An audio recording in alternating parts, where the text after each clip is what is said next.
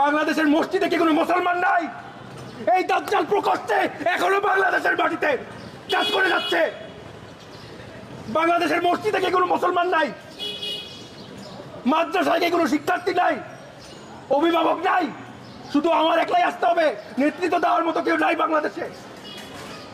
বাংলাদেশের আমার আইনজীবীরা বলেছে আপনারা যে কোনো জায়গায় যতক্ষণ না পর্যন্ত রাস্তা ব্লক না করবেন, তো অপরাধমূলক কাজ না করবেন, যে কোনো জায়গায় আপনারা প্রতিবাদ করতে পারেন। কিন্তু কেউ প্রতিবাদ করতে আসলো না এই দাজ্জালের বিরুদ্ধে, এই ধোঁকাবাজের বিরুদ্ধে। পুরো রাষ্ট্রকে, পুরো সমাজকে ধোঁকা দিয়েছে, তাও এদের বিরুদ্ধে কেউ আসলো না। আমারই আসতে হইলো। ঠিক আছে, আসছি। আমি জিজ্ঞেস করি আপনাদের যারা এখনো কনফিউশন, আমি বলছি আপনারা যদি চান কথা বলতে আসতে চান, আসেন। সমকামীদের সাথে ট্রান্সজেন্ডার সম্পর্ক আছে কিনা? I am here, get down, let's talk. কথা বলতে চান, প্রমাণ করে দেয়। আপনাদের আইনজীবী আছে, আমাদেরও আছে।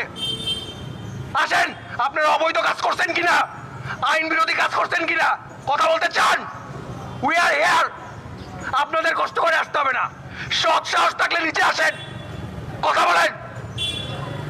কি বুঝাইতে চাচ্ছেন? হিজড়া ট্রান্সজেন্ডার এক বুঝান, নিচে নামেন।